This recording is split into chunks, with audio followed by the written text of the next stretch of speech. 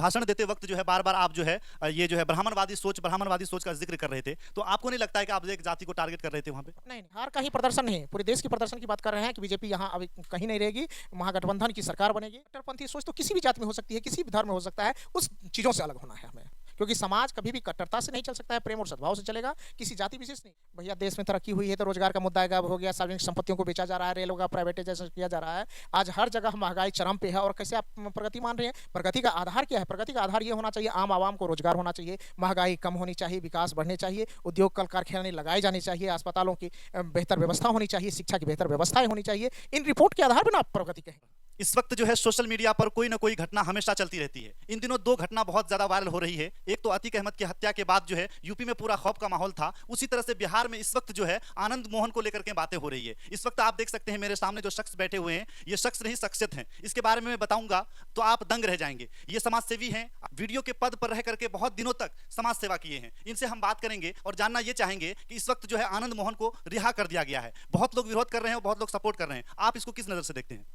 हम तो ये कहेंगे आनंद मोहन जी को एक संवैधानिक प्रावधान के अनुरूप और जो उनकी सजाएं थी वो पूरा हो चुकी, उसके बाद उसको रिहा किया गया है। इसमें विरोध का तो कोई बात ही नहीं आती है। अच्छा, विरोध की तो बात जाहिर सी बात है कि 15 साल वो सजा काट चुके हैं, 5 साल बचा हुआ था। तो बहुत लोग ये कह रहे हैं कि नहीं, इस तरह से नहीं होना चाहिए। आनंद मोहन अपराधी किस्म के व्यक्ति हैं, जेल के मैनुअल को बदल करके आनंद मोहन की रिहाई हुई है। नहीं, सरकार का फैसला है, ये जो उनका सजा था वो पूरा हो चुका है। इस पे कोई टिक्का टिप्पणी करना ही अनुचित है और जो लोग कर रहे हैं मुझे लगता है वो उचित नहीं है।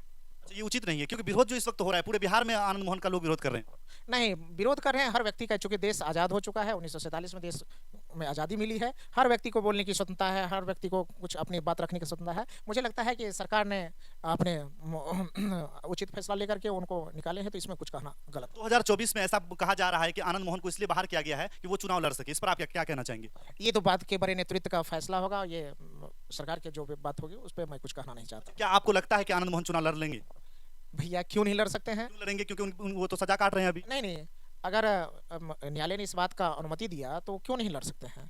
क्योंकि ये संवैधानिक अधिकार है, लोकतंत्र है, जैसा फैसला हर व्यक्ति का नागरिक अधिकार है। इसमें कोई मुझे लगता है आपत्ति की बात नहीं होनी चाहिए। अगर न्यायालय ने उससे स्वतंत्र किए, न्यायालय उसको चुनाव लड़ने की अनुमति दी तो निश्चित लड़ सकते हैं, क्यों नहीं? अच्छा सर, मैं आपका अभी भाषण सुन रहा था, आप बहुत देर से भाषण दे रहे थे। भाषण देते वक्त जो है बार-बार आप जो है ये जो है ब्राह्मणवादी सोच का जिक्र कर रहे थे। तो आपको नहीं लगता है कि आप एक जाति को टारगेट कर रहे थे वहाँ पे? नहीं, नहीं, वहाँ अगर आप सुन रहे होंगे तो मैंने निश्चित रूप से कहा होगा, मुझे ब्राह्मण से कोई झगड़ा नहीं है, ब्राह्मण से कोई नफरत नहीं है, लेकिन एक कट्टरपंथी सोच जो है उसके खिलाफ है। ये मैंने कट्टरपंथी शब्द का उपयोग किया होगा, अगर आप करेंगे गौर तो कट्टरपंथी सोच तो किसी भी जाति में हो सकती है, किसी भी धर्म में हो सकता है, उस चीज़ों से अलग होना है हमें। क्योंकि समाज कभी भी कट्टरता से नहीं चल सकता है, प्रेम और सद्भाव से चलेगा, किसी जाति विशेष नहीं। क्योंकि हमारा जो देश है वो सभी जाति धर्मों मजहबों को एक जैसे तजुर्बा देता है, सबके प्रेम सौहार्द से रहने की अनुमति देता है। लेकिन कट्टरवादी सोच अगर किसी की भी होगी तो वो समाज और समुदाय के लिए नुकसानदेह होगा। बिल्कुल बिल्कुल सही कह रहे हैं। चूंकि जब सर भाषण दे रहे थे तो बहुत सारे लोग वहां पर बैठे हुए थे और कुछ ब्राह्मण लोग जो थे, ब्राह्मण समाज के जो लोग थे, वो कह रहे थे कि नहीं, एक समाज को, एक जात को लोग टारगेट कर रहे हैं। तो ये सवाल का जवाब आप तक पहुंच गया है। इनकी सोच ये नहीं थी कि हम किसी भी जाति को टारगेट करें। एक और सवाल यहाँ पर बनता है सर कि जिस तरह से अभी पूरे देश में जो है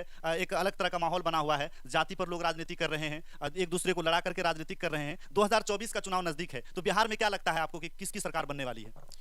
बिहार की सरकार तो 25 में पता चलेगा किसकी बन रही है, नहीं बन रही है। वो तो 25 का चुनाव, क्योंकि विधानसभा 25 में होना है और निश्चित रूप से महागठबंधन की सरकार बनेगी।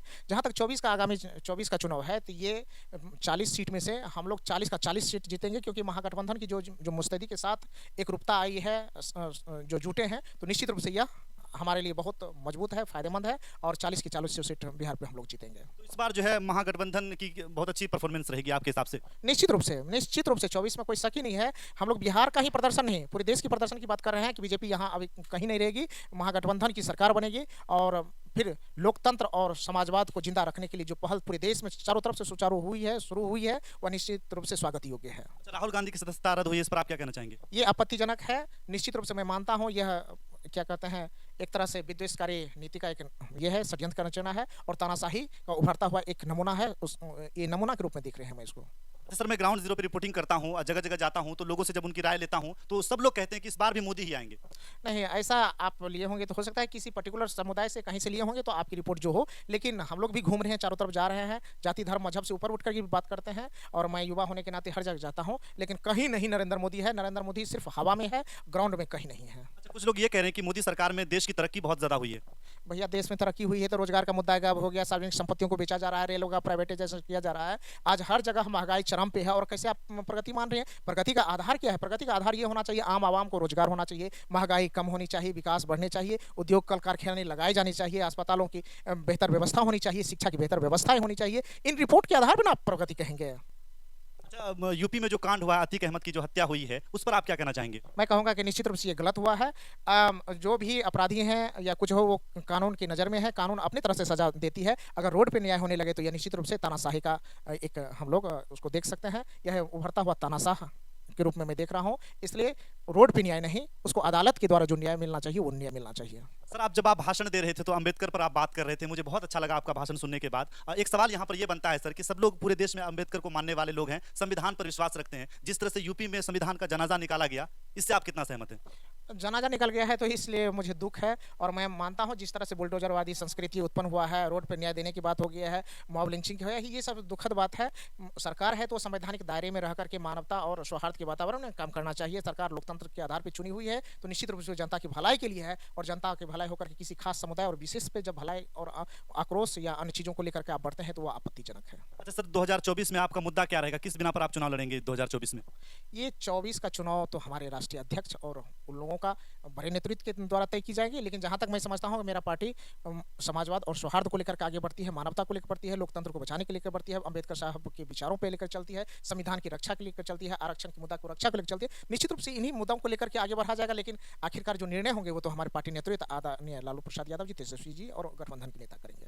अच्छा, गठबंधन की सरकार बनेगी ऐसा अनुमान लगाया जा रहा है और सब लोग कह रहे हैं आप जो है बहुत ही बेहतरीन तरीके से जो है इस वक्त जो है पूरे बिहार में संचालन कर रहे हैं, जगह जगह जा रहे हैं, लोगों को मोटिवेट कर रहे हैं, तो कैसा रिस्पांस मिल रहा है आपको? बहुत ज़बरदस्त रिस्पॉन्स। आज खुद देखिए कि कटिहार में है, कल पिछले 4 दिनों से मैं पूर्णिया में 4 अनुमंडल में था, आज कटिहार में हूँ। हर जगह देख रहा हूँ तो एक बीजेपी के प्रति पूरे आक्रोश है लोगों में। वो रोजगार का वादा, वो विकास का मुद्दा, वो सौहार्द का मुद्दा, इन सारी चीज़ों ने उनको एक तरह से आंदोलित कर दिया है और लगता है कि हर व्यक्ति इस सब का जवाब 24 में अपने वोट से खोजेगा कि ये 24 का वोट जो होगा उनके सारे चीज़ों का जवाब देगा।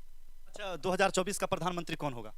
ये प्रधानमंत्री भैया इतना बड़ा जो तय किया जाएगा वो बड़े स्तर पे किया जाएगा। हमारे जैसे छोटे कार्यकर्ता इसी बात को हमने कहने में असक्षम पा रहे हैं अपने आप को।